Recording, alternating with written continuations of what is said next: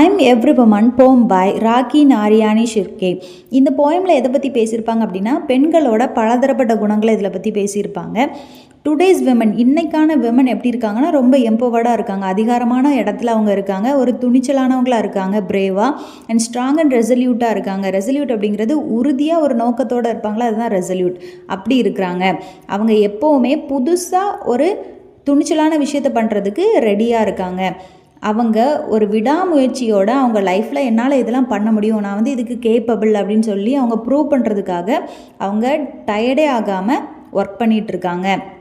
ஒரு நேஷன் வந்து ஒரு வளர்ச்சி அடையணும், ஒரு க்ரோத்தை வந்து அவங்க அடையணும் அப்படின்னா விமனை வந்து அவங்க ரெஸ்பெக்டோடு அவங்க ட்ரீட் பண்ணணும் அப்படின்னு சொல்லி இந்த போமில் வந்து சொல்லியிருக்காங்க. ஓகே, போம் பார்த்துடலாம்.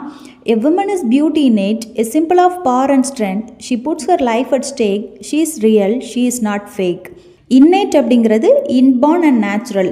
பெண் அப்படிங்கிறவங்க வந்து பிறப்பிலேயே அவங்க அழகானவங்க, அவங்க வலிமை மற்றும் ஒரு சக்தியோட அடையாளமாக அவங்க இருக்காங்க. பவர் அப்படின்னா சக்தி, ஸ்ட்ரென்த் அப்படின்னா வலிமை, அதோட ஒரு அடையாளமாக அவங்க இருக்காங்க.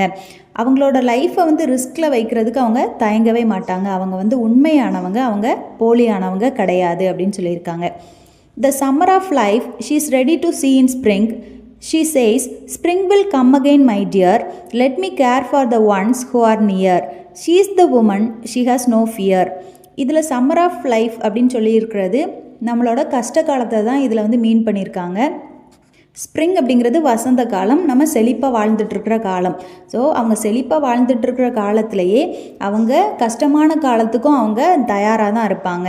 அவங்க என்ன சொல்கிறாங்கன்னா, நம்ம இப்போ கஷ்டப்பட்டாலும் திரும்ப ஒரு செழிப்பான காலம் வரும் அப்படின்னு சொல்லி அவங்க சொல்லுவாங்க. அவங்க அது வரைக்கும் என்னை சுற்றி இருக்கிறவங்கள வந்து நான் கேர் பண்ணுறேன்னு சொல்லிட்டு சொல்கிறாங்கல்ல, அவங்க தான் ஒரு பெண், ஒரு உமன். அவங்கக்கிட்ட பயம் அப்படிங்கிறது இல்லை அப்படின்னு சொல்கிறாங்க. Strong is she in her faith and beliefs.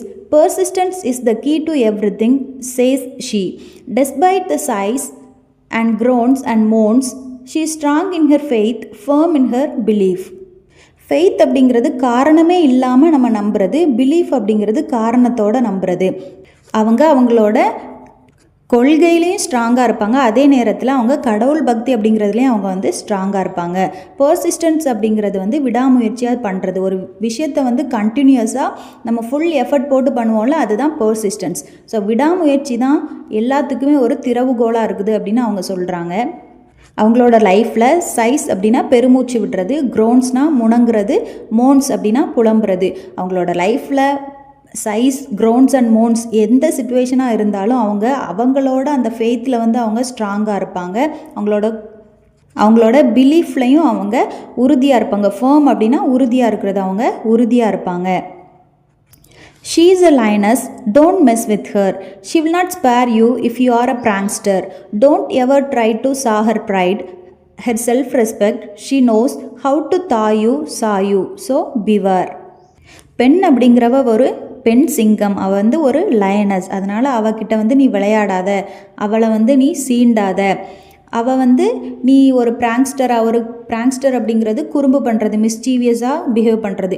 So நீ அவகிட்ட போயிட்டு குறும்பு பண்ணின அப்படின்னா அவள் வந்து அதை பொறுத்துக்க மாட்டா, உன்னை சும்மா வந்து விட மாட்டா.